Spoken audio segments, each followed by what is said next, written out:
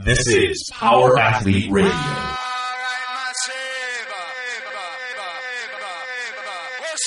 With your hosts, Denny K, Professor Booty, and the Luke Summers. And now, toes forward, hips locked, shoulders set, and retract those scapulars. It's time for some knowledge bombs.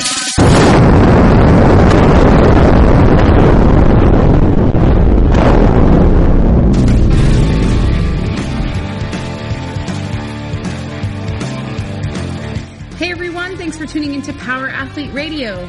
We are back with part 2 of our interview with Elite FTS founder and CEO Dave Tate.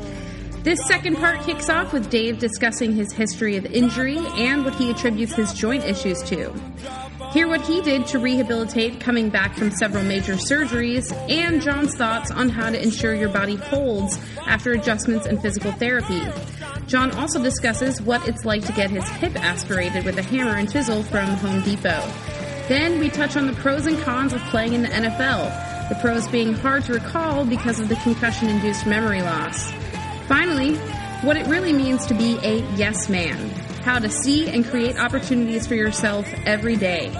Hear what Dave has coming up this year and how you can stay connected with all things Elite FTS. Part 2 with Dave Tate is right meow. Dave, you know, we had somebody ask on our forums. He wanted to ask you. He wanted to talk about your hip replacement. Mm-hmm. And so he asked that, knowing that you had a full hip replacement, if there was anything that you would have done differently early on in your career, you know, to prevent needing this hip replacement. Or is that something that is just kind of come to be expected when you're competing at such a high level? I don't think it's something that's come to be expected. There's three main factors that play into any joint replacement, and I still need my other hip and my shoulder replaced. So genetics are always going to be the first one. So from that standpoint, I have no say. The only thing that I did is through the other two, I expedited when I was going to have the hip replacement from being 70 years old to 46 or 45 or however I was at the time. So genetics are the first main factor, and that's why all my joints have arthritis and issues and all kinds of problems. The second biggest factor with that is I've weighed over 270 pounds since I was 18 years old, pretty much all the way until I was 45. So that plays its role because every time you're taking a step, every time you move, you know, the weight that your shoulder has to hold just when your arm is that big, all is wearing and tearing on the joint. How tall are you, Dave? 5'11". Okay. Now, the third factor would be how you train. So the third factor is really from the way it was explained to me from the doctors I went to, the most minimal factor, because if that was the biggest factor, my back would be 10 times more fucked up than what it is. Because typically that's what's going to get destroyed the worst from anybody that does, you know, the powerlifting or what we do. Is there anything that I would have changed? I don't even know what I could have changed. I do know that when I started to become symptomatic, I should have gotten an MRI and x-rays immediately, because the lesson that I learned throughout the whole thing is a joint of a 40-year-old is not the same as a joint of an 18-year-old. So while that joint's getting tight and you're thinking, oh, I need to do that. So I'm doing all these fucking leg swings and all this shit for, say, 300 reps before every workout, 4 times a week, 1,200 reps a week. I later find out I'm bone on bone. Ugh. Oh. So all that's doing is just grinding it down. It's like, son of a bitch, I just killed 2 years. Yeah. You know, I just sheared the shit out of it because I was too stupid to go in and see what the actual real issue is. Instead, that's what drives me nuts, when people just blindly say, oh, you have joint problems, do this, do this, do this. It really fucking matters what's going on in that joint before you can even begin to make any diagnosis, because mobility would be great if it was tendon, ligament, or muscle and the joint's healthy. That's going to help. That's going to be huge. If you're bone on bone, that's going to just grind the shit out of what's in there. So when I read this crap online, I'm like, dude, you have no fucking idea who's reading this, who you're targeting to. Because the same answer, you can't apply the same answer to the same joint. Now, granted, most of my life I never did warm-ups and I never did mobility work, so I can't blame it on that. Our warm-up work was squatting. So I would do 20 sets of squatting with the bar before I worked up. Just pyramiding up. Yeah, it never made sense to me to do fucking doggy kicks or any stupid shit. That to me was stupid. I would rather start squatting on a 20-inch box if I'm really tight, just body weight squats. Yeah. And just take 20 sets to work up, because what's more specific? Yeah, you can't really argue with that, especially when it comes to like specifically training powerlifting. I mean, that's not a unique school of thought, like limited warm up and train that movement pattern. Yeah, now if I was working with an athlete or somebody who was going to be a multi movement plane, it's totally different. But we're talking sagittal plane here. That's it. We don't operate out of that plane. So I wouldn't have changed anything except for when I became symptomatic, getting the diagnosis instead of trying to figure it out for myself, and guess what the problem was. That would have been the difference. I should have approached it the same way I did my shoulder many, many years ago, and that needs replaced as well. But as soon as I found out it needed replaced, it was bone on bone, then I was able to change everything as far as my training and how I train. The difference between my shoulder and my hip is I don't walk on my hands, so the hip's going to obviously wear out faster and it became an issue. I had no choice. And anybody who, usually from what I can tell, anybody who asks this type of question or has hip pain or, thinks they may need a hip replacement, my answer for that is very, very simple. You will absolutely 100% know when it's time for you to get it done. Mm-hmm. If you have any doubt, you don't need to get it done yet. You will know. There's no doubt. Some of the toughest, strongest men I've ever known in my life, from Ed Cohn to Steve Goggins, they all knew exactly when it had to be done. You will know. Trust me, you will know. Wow. So it was that painful, huh? The hip is? Yes. It's 24/7. It does not go away. And it's not like a knife pain. It's like the toothache from hell. Yeah. It just does not stop.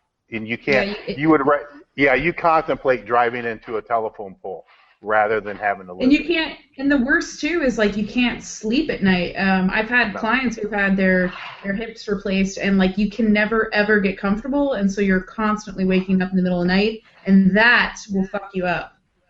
Oh, there's what about knee problems? Dave, did you ever have any knee problems? I've been pretty fortunate with that.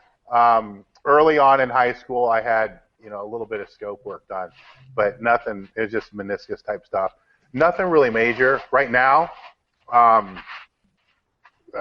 last February, I slipped, fell down the stairs, which wasn't a really good thing. We have something up here called ice, and it sucks. I'm sorry, how do you pronounce it? It's spelled I. Busted my ass. Wow, sounds dangerous. Yeah, so I fucked my knee up a little bit, and I went in to see Serrano, and he told me that my knee was also bone on bone. And I'm like, oh Christ, no, what else is not bone on bone? So it's really non-symptomatic right now. We're gonna try to do that blood plasma. Yeah, the PRP. Yeah, now we're catching things way sooner, because now we know what's going on. Because I had so many MRIs done with my hip, because they didn't know is it your hip, is it your upper back, is it your lower back. We didn't know where the hell it was coming from, because everything's fucked up. Now we're starting to catch things at a lot earlier phase, so I can try things like prolotherapy. I can try different things to be able to see what we can do to try to offset the damage and push it back a little bit. But outside of that, no real. I'm not a guy that had like 14 knee operations or anything like that. For me, it was shoulders and pecs where the. And who's still trying to squat like 900 pounds. No, I mean it's pretty interesting if you look at like certain people. Like in the NFL, there were always certain guys that, like, if one thing affected them, something else. Like I never had any hip or low back problems. But obviously I had knee issues. And then Kyle Turley, who I played with, he had like terrible hip pain, and they were like treating his hip and told him he had a fucked up hip, and he went to go see another doctor, and they're like, your hip is fine. It's the two bulge discs that you have that are sitting on the nerve that are radiating his hip pain.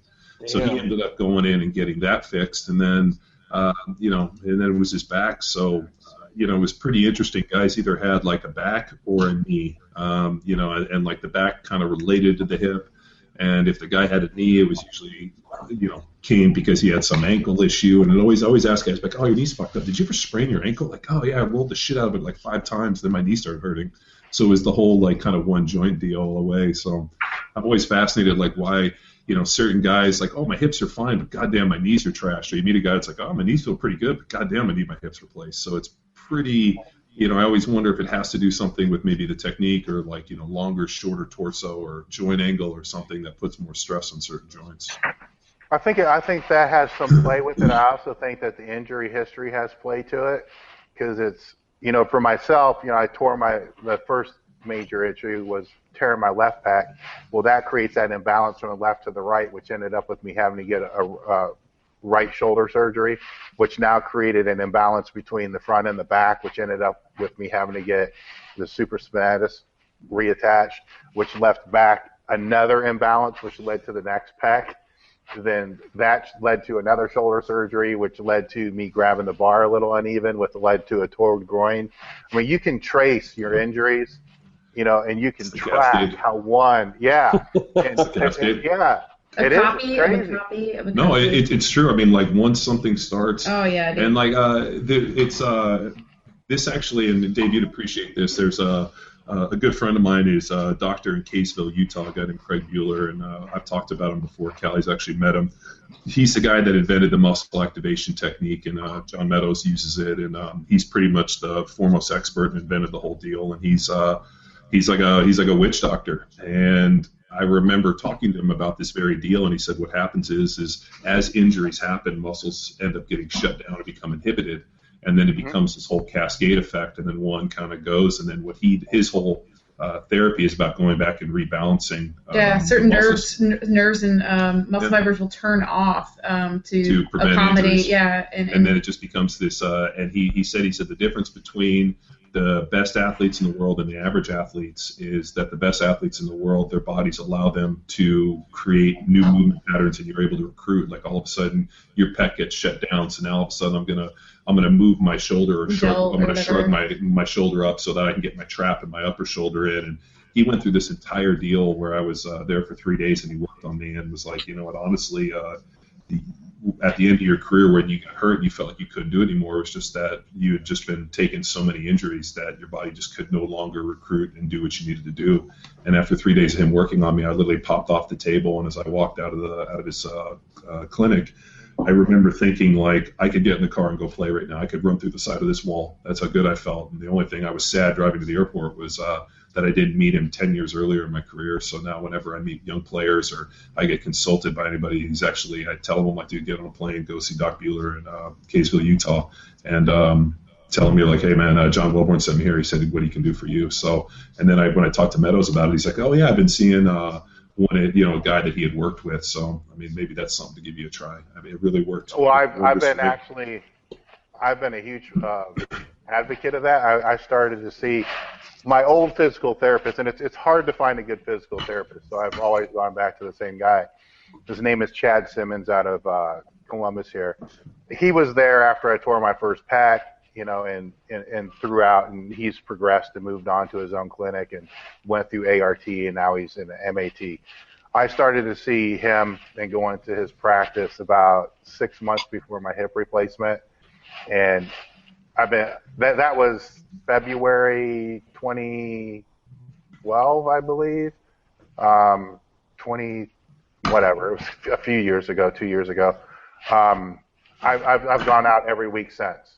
So they weren't able to salvage the hip because it was too far gone. But I have a standing appointment every Wednesday at 9 o'clock, and I very rarely miss a week. The MAT therapy is something that I wish I would have found, like you said, many, many years ago. Because there's some days, I knew when I went in there this last Wednesday, I was fucked up. I knew going in as soon as at this point, I can tell them, you don't even bother.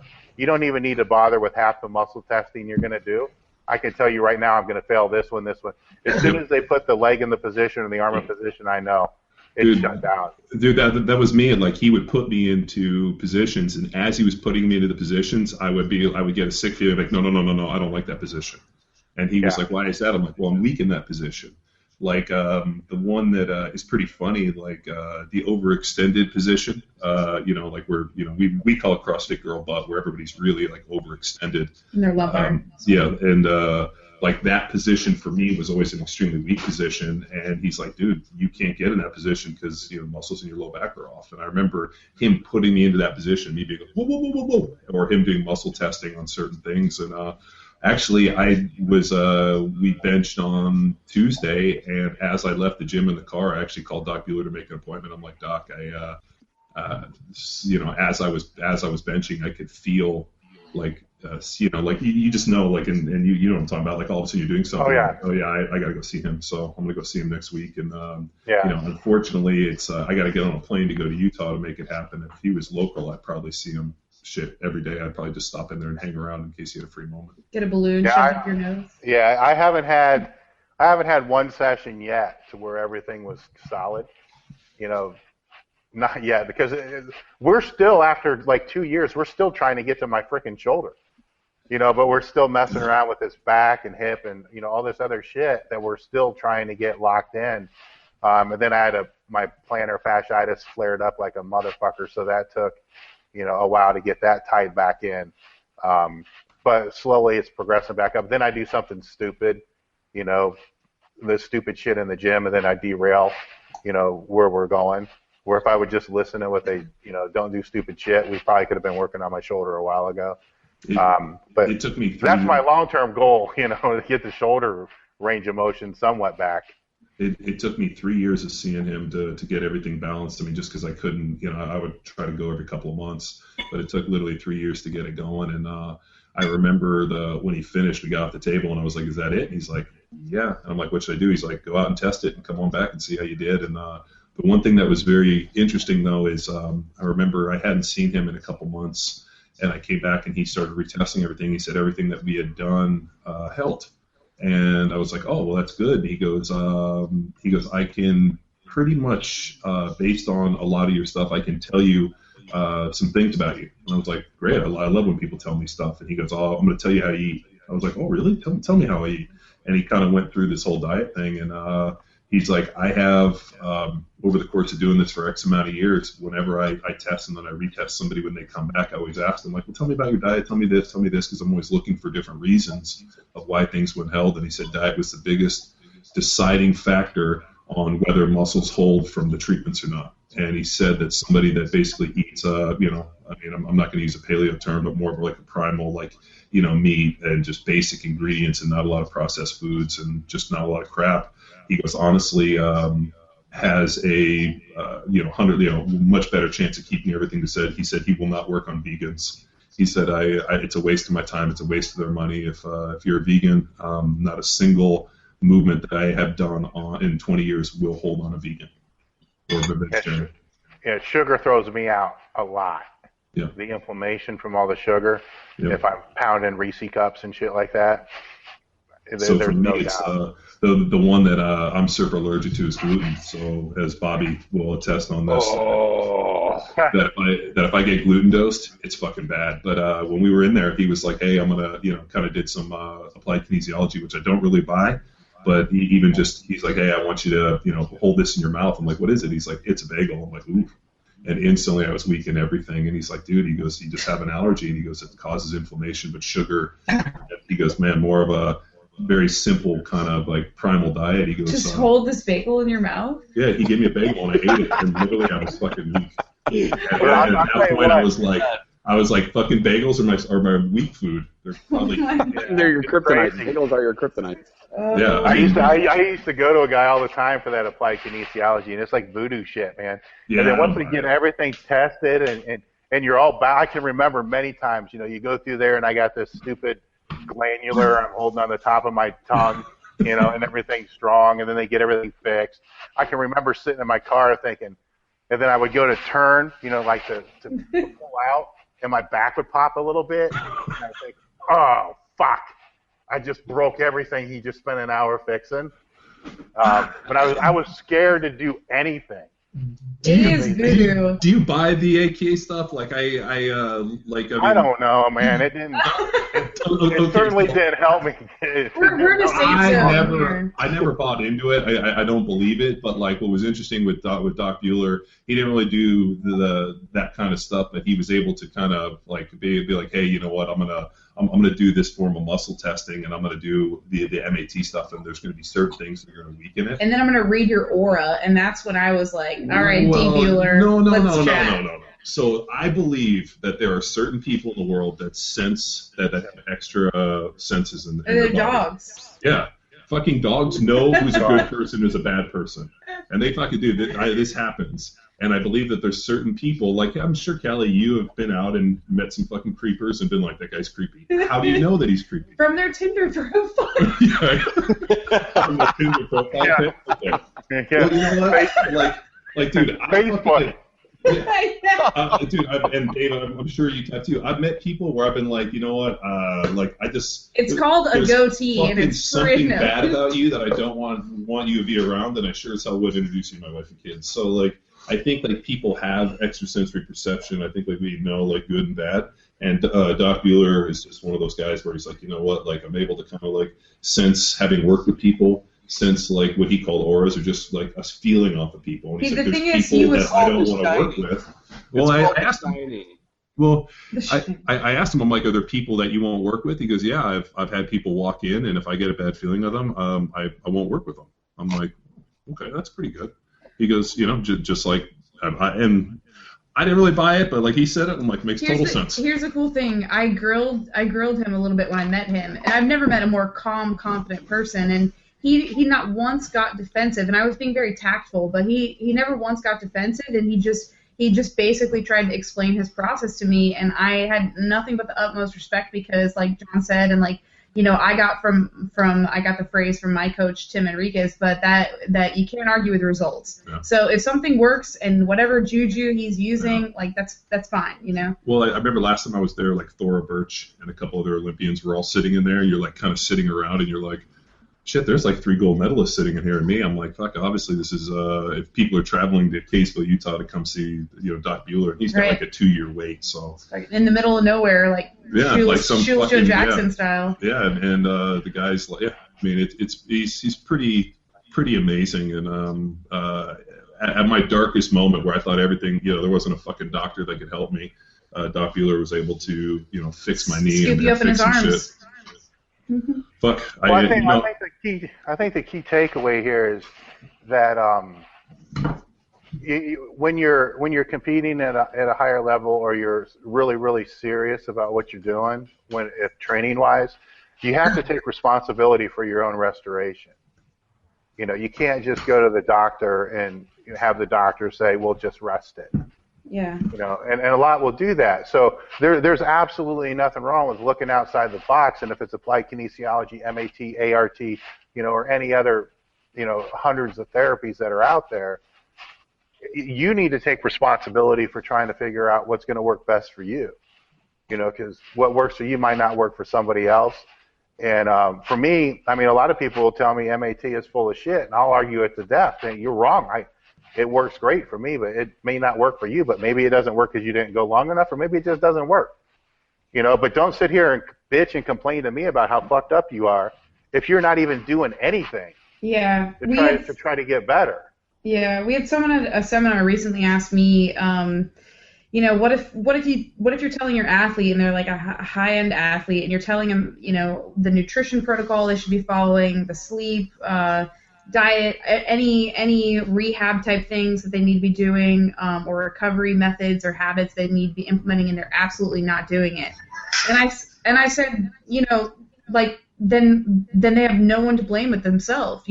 You have to wash your hands with those situations and just say, I've given you the tools, And if you're not willing to put in the effort, and you need, you're suddenly like your ego is so big that you don't think you need to do that You're stuff. talking 1950s values here. This is the internet age where, I know. I want what I everything want. is somebody else's problem. Yeah. And that there's going to be an answer on the 47th page of that message board. That's going to secretly. Here's an interesting thing that you bring that up. When I finally got to the hip specialist that I knew, and we vetted out, Serrano helped me, Dr. Eric Serrano helped me vet this guy out. The first thing he told me when I walked in the office is, I don't want you to read anything on the internet about this. That was the first thing he said. And he says, if you have questions, I will give you patients, I will give you other doctors, I'll give you other resources, I'll give you pamphlets, I'll give you whatever you need, but you don't need to go out and do all that. He says, if you do anything, the only thing I want you to do is to go watch a YouTube video of what the actual procedure looks like. Yeah. And I did that, and I said, I ain't reading anything about this shit. Was this the guy that actually removes the hip where he has to go through the head of your penis? No, I'll tell you what. You don't want to watch a video of a hip replacement or a knee replacement. No, I've seen both of them. It's fucking brutal. terrible. It's brutal looking. Yeah, there's a mallet, there's a fucking chisel, and a saw. Yeah. It's like, did you just break that fucking leg? Well, yeah, you got to pop it out. Oh my God. Ugh. I can't think about it. Yeah, that's pretty cool that he sort of like prefaced it that way, because he knew he's probably had so many patients come back giving themselves, like, somehow anointing themselves like doctorates of WebMD and Wikipedia. Yeah. And so, but before we got on the air, Dave and I, who not only met a bunch of years ago at a dinner in San Diego when he was giving a private seminar for CrossFit HQ, but we actually have another friend and guest of the podcast, Tom Incledon, and we were trading Incledon stories, and one of my favorite Incledon stories was Tom calls me up and goes, hey, there's this doc down in Florida that's removing bone marrow from your hip, and you'll spin it down and kind of do this kind of modified stem cell deal, and you'll inject it back into your knee. So I had knee surgery, and then a few days later got on a plane and went down to Florida and actually had this procedure done. And so Tom was telling me about the procedure. He goes, oh, it's really basic. They go in there, you lay down, he aspirates your hip, they pull it out, and bing, bang, boom. And then they inject it. And I'm like, really? So it was pretty easy. It was completely painless. Took 10 minutes. It was simple. Everything's fine. I'm like, great. So I hobble in on crutches. I get to this clinic. I go in. I meet the doctor. He goes through the whole deal, and all of a sudden he like puts me on the table and he like kind of numbs me up. All of a sudden I see him tell the nurse something, and she goes over and gets him a stool, and he stands up on the stool and pulls out looks like a massive chisel, almost like a fucking railroad spike. And I look up, and he has this fucking hammer, and he's about to like Van Helsing me, fucking basically drive a stake through my fucking ass. And I look back, and I'm like, whoa, whoa, whoa, whoa, whoa, and he's like, what? I'm like, what are you doing? He's like, I'm aspirating your hip. He's like, I have to break through the hip bone to be able to get the marrow out. So I'm like, holy fuck. So this guy's got this chisel, and all of a sudden he takes this industrial hammer and is like, bam, and cracks me 3 times. Fucking aspirates, breaks through my hip, draws the marrow out. I'm gonna vomit. And then fucking takes it, and I get off the table, and I'm like, fucking Incledon, you motherfucker, right? So the guy injects it back, and so as I'm leaving there with this fucking hole in my ass. A broken hip. And a broken hip. As I'm driving, like, I call Inky on the phone, and I'm like, you motherfucker, dude, that guy staked me like a vampire. And he's like, what? And he was like, well, yeah, like, I said he aspirated the hip, and I was like, you didn't tell me that he's going to fucking stake me like a vampire. And Tom's like, well, what was the big deal? He did it, and it was like, and so that's why I always joke, like, whenever I send anybody to Inky or I go see him or I talk to him, I have, like, the Inky filter where I'm like, okay, this guy's crazy. Is this going to fucking end with me getting staked like a vampire in the Van Helsing? And, yeah. It was like just typical fucking Incledon. He's like, what? It was no big deal. I was, I'm like, I would lose my shit. Dude, my stomach is so queasy just dude, laying there on this table, you got your pants down, and I look back and I see this dude with literally like it was like a massive spike. Fucking spike and a hammer. Oh my God. And I'm like, what are you doing? He's like, masturbating your hip. I'm like, motherfucker. Just calmly says it to you like you're the crazy one. Yeah, well, and I had flown from California to Florida. right, to get this fucking treatment, because Inky was like, oh, you got to get this treatment, and then you don't just aspirate a man's hip. You talk to him, you get to know him a little bit. You should bring out the tools and be like, warm up to it. So I was at Home Depot. I picked up a new hammer and a fucking chisel / a fucking iron stake, and I'm gonna drive it through your fucking Thor's ass. hammer. And this dude fucking. I mean, he has to, and as Dave would know, the hip bone is pretty fucking thick, especially on somebody who's been lifting weights for 25 years. The guy's like, this hip's a lot thicker than most people I work. I'm like, who do you do this on? He's like, old people. I'm like, yeah, no shit. You could probably break them with a fucking pencil. So that's my. Well, did it work? When the smoke cleared, was it worth it? Yeah, I mean, yeah, like Dave's hip, my knee was fucked up to the point where like I couldn't sleep because if I moved or rolled over, my knee would literally it would wake me up. Like it was like one of those things where it was so bad that it was at the forefront of my mind in every single part of my life. So they put the marrow in. So yeah, they took the marrow out, they spun it down, they injected it back out, and I had gone and had my knee cleaned up by Dr. Stedman, and then had flown to have that injected back, and then the thing that helped, but I think what really catalyzed it all, and this is where I started, like, I was never one of those people that like believes in fate, and I always think like you make your own fate, but I just so happened on the flight back as I get on, I'm like crutching through, and I sit down next to this guy, and he looks at me and goes, oh, what's wrong with your knee? I'm like, oh, I had knee surgery, and I'm explaining to him, and he goes, oh, I work for this company that has this machine called Bionic Care. And I was out here on a sales meeting, and it helps regenerate knees. Do you want me to tell you about it? And I was like, yeah, I got 6 hours. Let's fucking hear it. So the guy pulls out this presentation, and he was the rep for Bionic Care. And what it is a set of pads that they put on the knee and drives low-level current. And so the guy shows me these before and after pictures where they, like, if you leave this thing on for 2,000 hours, it'll remodel your knee. And I'm looking at this fucking thing. I'm like, this is incredible. And he goes, oh, it's FDA approved. And I'm like, you guys proved all this to the FDA? And he goes, yeah. You can eat it? And he goes, oh yeah, and the NFL has we did a deal with the NFL to give these to NFL players. And I'm like, are you fucking shitting me? So he gives me all his contact. I go in, I call, and they were free to NFL players, and not a single person had ever told me, and I've never met an NFL player that knew about it.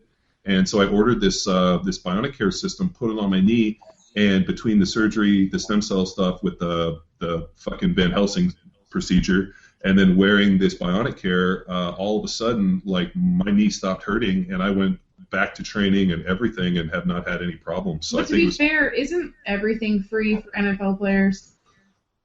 You can't be that butthurt that you didn't hear about this thing. Well, no, but like, here's the deal. Well, they get free concussions, free damage. You get free lap dances. Yeah. Let's see. The price they pay is 10 years off their life. Help me out here, John. What are the other stats? Well. Yeah. I mean, there's some other good stuff. I just can't remember them because my short-term memory's gone. Oh, God. But I swear, John, you meet everybody on airplanes. Like, you have a story. I'm surprised that you haven't met like. Well, I sat next to Jesus. Who can just like totally revamp your whole life. Well, so the one thing I'll be very fortunate to say is, for whatever reason, maybe just luck or whatever it is, or playing the NFL, just having been in certain situations, I've had the opportunity to really hang out and befriend and be around some really cool, eclectic people, and having people still bust my ass on it, but I was a rhetoric major in college at Berkeley, which was like argumentative English philosophy, and so I read, and so I always had these like kind of pillars of greatness in my mind of like people, the idea like I always wanted to like sit next to that person on an airplane, or if I ever got to meet that person at a cocktail party. And so when I get the opportunity to meet somebody or like that, or get put into that situation, I've always kind of seized the day a little bit. And then the other thing too is I don't like. Did you guys remember that movie with Jim Carrey where it was like Yes Man or something, where he just said yes to everything? Mm-hmm. Like, if somebody, like think about how much shit that like you're like, no, I don't want to do that. I don't feel like getting out of bed. Like, my motto was like, yeah, sure, sounds good. Let's give it a try. Like, hey, do you want to go here? Yeah, sure. Like, it was just always this idea, and I never knew what trouble I was going to get myself into, but I knew that if I stayed at home and did nothing, there was no trouble. Nothing was going to happen. Yeah. I will give John like a lot of credit on that, actually, because as much as these opportunities present themselves through the NFL, like even post that, like just in my experience with you, like, you will not say no to something. I mean, you can have all the opportunity in front of you. Like, you can provide someone with plenty of opportunities, but if they are too afraid or they don't make the time to, like further their knowledge or try something new. And the other single defining factor, and you have to ask Dave this, is don't be a fucking douchebag. Yeah. You know, like, if you meet somebody, like, don't be a fucking douchebag. Like, walk over and be like, you know, like, I had the opportunity to meet Dave years ago, and then I got to see him again, and, you know, great to see you. How are you? You know, like, go over, be cordial, and actually be a real person. Don't be a fucking comic book character. Like, don't have an ego, and don't be a fucking douchebag. Like, you get so much farther actually, like, being open and receptive instead of, like, having a fucking personal agenda that I have to get across at all times, which drives me fucking crazy. What I tell people about this is to take the blinders off, because the opportunities are always all around you. And if you really think about it, how many great opportunities or how many great influencers or great people, you know, have you found in your life that you sought out to find?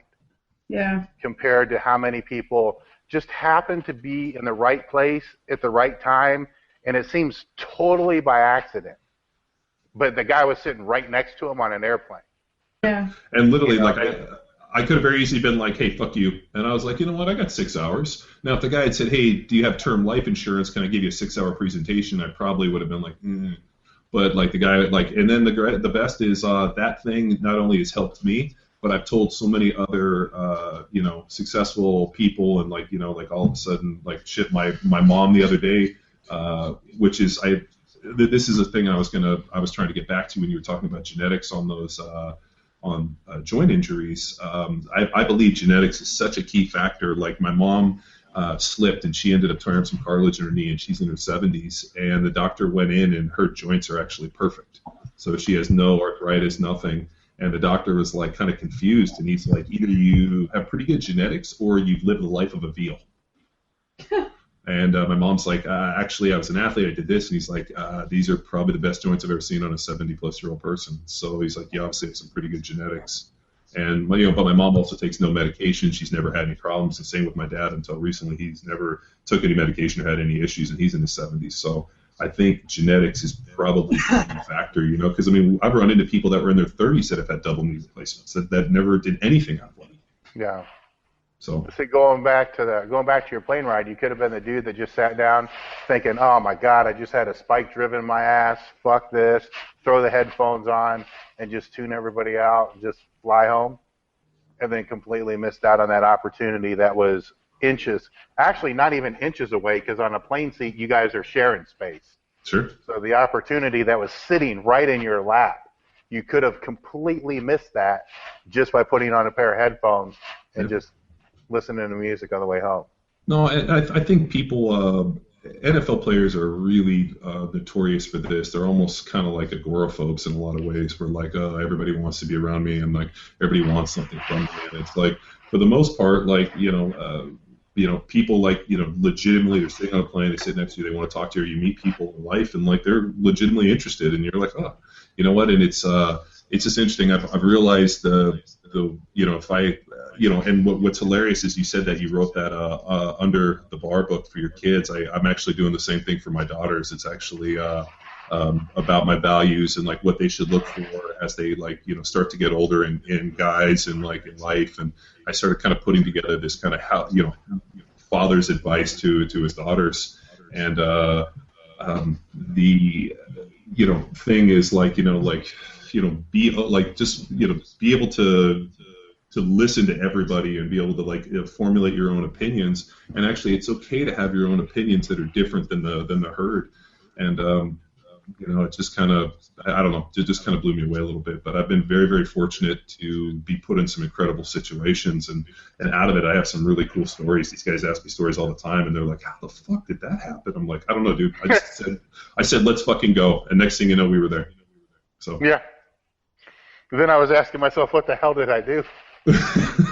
Yeah, that was there's many of those situations. But I mean, you know, shit, if, you know, like when Dave gave his powerlifting seminar for CrossFit HQ, they invited me to go, and yeah, I mean, at the time I you know, had known about Westside, and I knew who Dave was. I didn't really know who Elite FTS was, and, you know, showed up and went to dinner, which was kind of like the It was almost like a dinner from The Godfather, and then got to go and listen and hear a lot of cool stories. Having never trained out at Westside, it made me want to like reach out and actually go and search out and go out and hang out with Louis a little bit. So it was enlightening, and like I always think, like if somebody's been the best in the world and is at the top of their game, there is something I can learn from them. I might, like I always want to be a student. I never want to become the guru on the mountain. I always want to be the guy trying to learn, and I think that's at least that's how I want to live my life. I think when you reach the guru status, you're like one of those dudes on you see on YouTube, those like kung fu masters that like dudes run them and they like, nod their head and the guy falls down because he's like trying to like keep his master's ego intact. That's John's latest favorite video that I've watched numerous times. So yeah, I'm like, oh Kelly, it's on again, and she's like, why do you watch this? I'm like, because that's the fucking because that's the people on the internet. Like it's just that's how YouTube works. When you press play, it magically plays. So Dave, I'm just curious as to what you have coming this year, next year. What do you what are you pushing out there in terms of anything that you've been writing or anything with the seminars you've run? Actually, this year's is going to be a lot better from my own content standpoint, because last year was spent redeveloping the website that we have, so we had to completely revamp everything from top to bottom. The website looks great too, by the way. Yeah, congratulations. Yeah, we still got a few things that we need to work out. And there's some things navigation-wise that aren't exactly where things look better in testing sometimes than doing in the real world. So we still got some tweaking on that, but it's not going to take anywhere near as much time as last year did of my own time as far as that. So I've been getting back to writing more articles and so forth. So I just got one that we should be putting up this weekend on.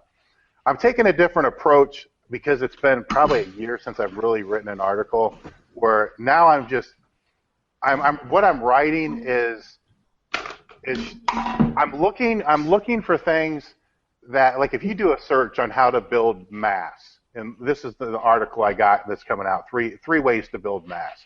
If you do a search on how to build muscle mass and you read 20 fucking articles, you're going to read shit like do compound movements, eat more, rest. And I'm reading this and I'm like, drink more water. I'm reading this and I'm like, are you fucking kidding me? Like, first off, we've read this 100 times. But rest and drink water, that shit kind of happens on its own, right? You get thirsty, you're going to drink water. At a certain point in time, you're going to fucking fall over and sleep. So why not add breathe? You need to breathe, take a piss, shit, eat, and drink water. If you want to build muscle mass, these are 5 key things you need to do every day. Well, you know what? They're key to do every day just to fucking survive. Dude, and you're putting it in your... Dude, on the sleep thing, I did a presentation for the at AHS, which was the Ancestral Health Symposium out at Harvard, and it was a cool deal because I was the only PhD to speak, and so they invited me on this deal about how to use more of a paleoprimal approach for strength and doing. I talked about just reducing inflammation and kind of some stuff AJ had done, and then also I had interviewed Stan Efferding because Stan's diet was pretty basic and not real supplement based and drank whole milk. And I remember talking to Stan about when he won his pro card for the Masters stuff, and he said he was sleeping 11 to 12 hours a day. And I think he was training Flex Wheeler or something, and so he was all excited. He was going to learn all these secrets and everything, and they would in the gym for 50 minutes, 60 minutes, and then they would he'd be like, all right, we're out. And he's like, where are we going? He's like, we got to go home and sleep. And he's like, they slept for 3 hours. They got back and trained. And he goes, if the workouts were going too long, they'd go and sleep. And he goes, I was sleeping towards the end of it 13, 14 hours a day. And he goes, I was just growing. And I was like, that's incredible. And he's like, yeah. He's like, it was really the secret. And I'm like, but I don't know anybody that could you can't have a job and sleep 14 hours a day. Yeah, how do you implement that? I'm like. I realize you're, pro bodybuilder, so your whole life is focused on this, but that's, if you posted that out that hey, there's 24 hours in a day, I sleep 14 hours, so you have 10 hours to not only work, get all your work done, eat, do everything. I'm like, that's fucking crazy. But so Dave, what's your spin going to be on that? Well, I guess the other thing I wanted to put out there, which is kind of funny, which didn't make it in the article, was The other key component to gaining mass is you got to use progressive overload. Yeah. They always talk about fucking Milo and this cow, and so I'm like, if a fucking cow, it's the story may not even be fucking real to begin with. And so anyhow, my spin on it is, yes, those things are all given. They're all a given. All right, everybody knows that. So why is everybody regurgitating the same stupid shit over and over that everybody already knows? So the article is about how to increase weight. So I'm hitting it, or muscle mass or so forth. So I'm hitting it from a little bit different angle. How I'm going to hit, I did one on strength a couple weeks ago. I'm hitting it from a different perspective to where if somebody really is doing everything they're supposed to be doing, because there's 900 fucking articles telling them to do the basic shit, and they can't gain weight anymore, what are some options that they have? Yeah. Well, one option they have is they could try actually lowering their weight, so losing weight, because the rebound that you get on a weight cut is typically going to take you heavier than what you've ever been in your life. So if you dedicate yourself to actually trying to drop body fat for 8 to 10 weeks and then let your body naturally rebound back up, you become more anabolic and you go into a greater growth state than what you were to begin with. Mm-hmm. And that's the kind of stuff that I want to put out there, is the stuff that would be relayed, to people in gyms who are really struggling and stuck. Mm-hmm. Here's one option. Another option would be stop trying to gain weight, but try to actually just hold your weight, because I've never known a power lifter or a wrestler or anybody who competed in a weight class, when they were at the top of their class, the hardest thing for them to ever do in the world was to stay within their weight class, to be able to make a weight cut, because they're always trying to fight to stay there. Their diet cleans up, the quality of the foods increase, and they're not trying to gain weight, but it's happening because they have the right nutritional structure to be able to grow. That's super interesting, approaches. Actually, I think it's pretty interesting what you're saying about the cutting, and then as you sort of rebound back up. Of course, that's like a longer approach, which most people are instant gratification. But I think you could take totally a fun spin on it, because, fuck, you want to gain weight? Why don't you do what everyone else does who's middle-aged and is gaining weight rapidly? They have a couple kids. They fucking let themselves go. Dude, they have beers every night. Dude, that's the... they're going to bachelor parties. I was telling Callie last Sunday, I went to a little kid's birthday party, and I'm sitting there with the girls. Birthday cake. And I'm looking at all these dads whose fucking guts and tits are just hanging out, and I'm looking at these dudes, and my wife's like... They're called moobs, This is a pretty bad-looking bunch. I'm just going to give you a tip. Don't wear a tight-fitting Lululemon shirt if, you're in pretty bad shape. That shit will show everything. But we're sitting there looking at it, and I'm, thinking to myself, they're over there, dudes, just housing burritos, red velvet cake, drinking, pounding, 7 apple juice boxes, which looked fucking delicious, don't get me wrong. But I'm like, hey, man, you want to put on weight? Red velvet cake, burritos, and juice boxes. That shit will put on weight. And stress of a sedentary job. Yeah. Yeah, when I ran into that issue years ago, it was J.M. Blakely that kind of helped me through this. But, there's a whole protocol that he gave me. But the first thing that he told me is, why are you making this so hard? Every 40-year-old in the world just gains weight by accident. It's just, right. And he came straight out and said, look, most America is fat and overweight. Right. So it can't be that difficult if you really think about it. Just care less about what you're putting in your body. You got a point, Yeah, and then, that is actually my first tip, is to just eat. Eat junk. Phil, you still got to have quality calories, but just pack in the shitty calories to be able to. You still need a calorie surplus. Dude, but, Dave Tate made his bones by eating the bad stuff. That's what I remember reading the most, being Dave being what was the diet wasn't it 2 pots of coffee and for breakfast with those Danishes or something, did you eat a dozen and bad.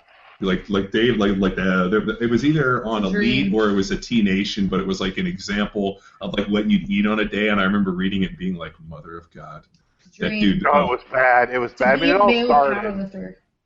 It all started with, JM's advice was for me to eat 3 McDonald's breakfast sandwiches with a hash brown and 3 packages of mayonnaise every morning. And then for lunch, I was to have 2 servings of Chinese food with extra MSG. This is the most heinous thing I've ever heard in my life. Yeah, for dinner, a large pizza with olive oil poured all over it. And then every hour, because controlling blood sugar was important, every hour I was supposed to eat a Hershey bar. And even if I couldn't chew it, it was the best choice because all you had to do is throw it in and let it melt its way down. So this way, according to JM, I kept my blood sugar steady. It was high, but it was steady all day because it never fucking dropped. Yeah, that way you just get hyperinsulinemia and you get like massive amounts of back fat, which translates into body weight gain. Yes, so I gained weight. I was able to break out of the 275s and move into the 308. Yeah, well, that's crazy. How did that happen? From there, my diet just went to all hell because it stabilized, and then I'd bounce between 280 and have to push it up to 308, 312 throughout the year. And this went on for years and years and years. And then after I retired, and this is where the T-Nation thing comes in that you read, after I retired, I'm like, okay, I'm 310 pounds. I need to get this shit off. I need to get lean. And then I started asking myself, man, I wonder what I would look like if I tried to be a bodybuilder again. Because every 300-pound guy thinks they're carrying 280 pounds of lean body mass, which is complete fucking bullshit. And you don't realize that until you diet down, and you're like, oh my God, I'm 240 and I'm still not shredded. What the hell happened to the 280 that I had? My 282 pounds of lean muscle, right? Yeah, then I got Justin Harris whispering in my ear years later saying, Ronnie Coleman won the first Mr. Olympia at 240. And I'm like, oh, fuck. But I couldn't diet, man. Every time I tried to eat clean, I'd throw up. So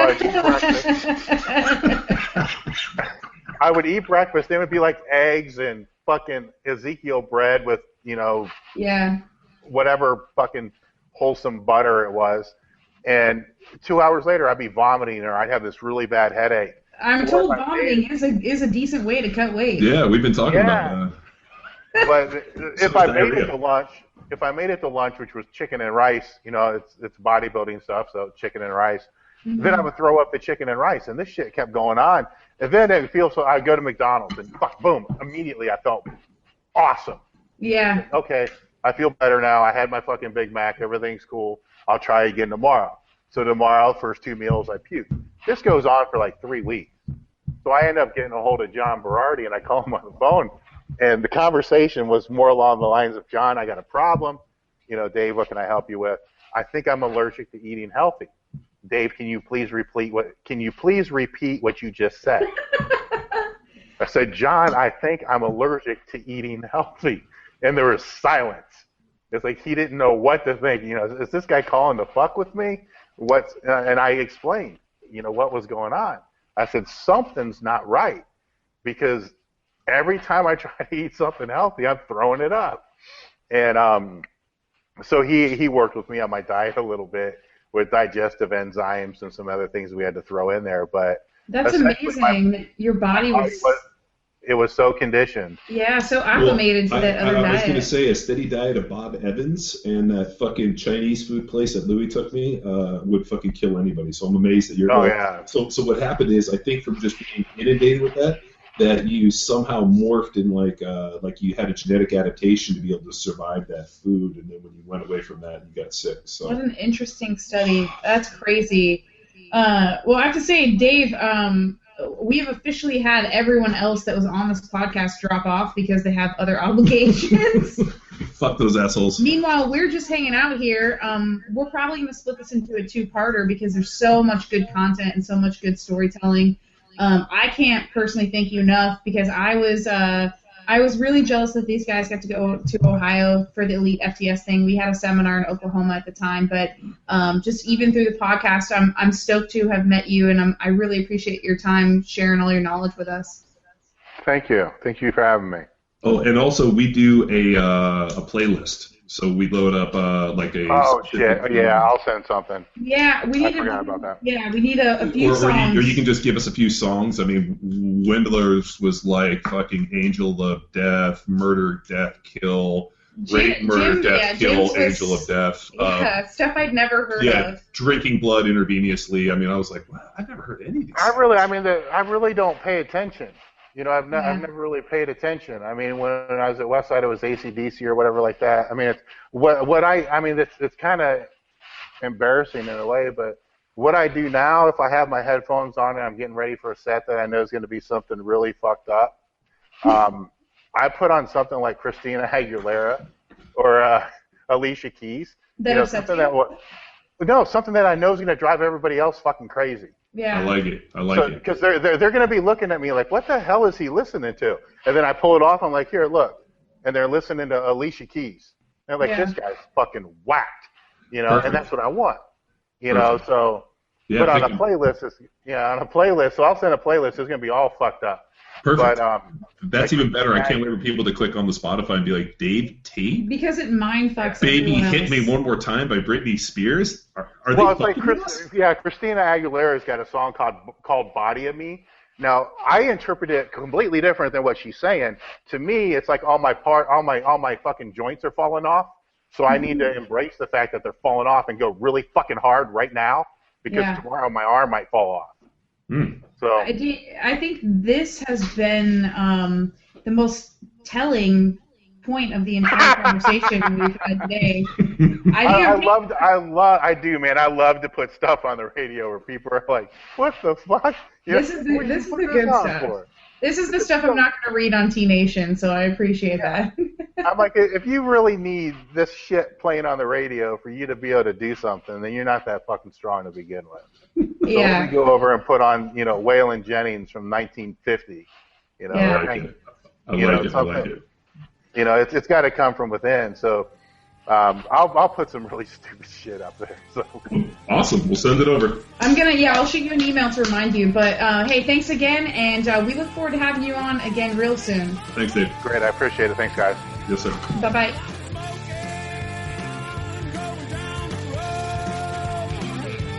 Thanks for tuning into part 2 with Dave Tate. Next week, we celebrate our 100th episode as the crew comes together to talk about the conclusion of 22 Jack Street and reminisce on 100 great podcasts. If you have an idea for a guest, show theme, or general inquiry, we want to hear from you. Head over to www.powerathletehq.com/contact. Until number 100, bye!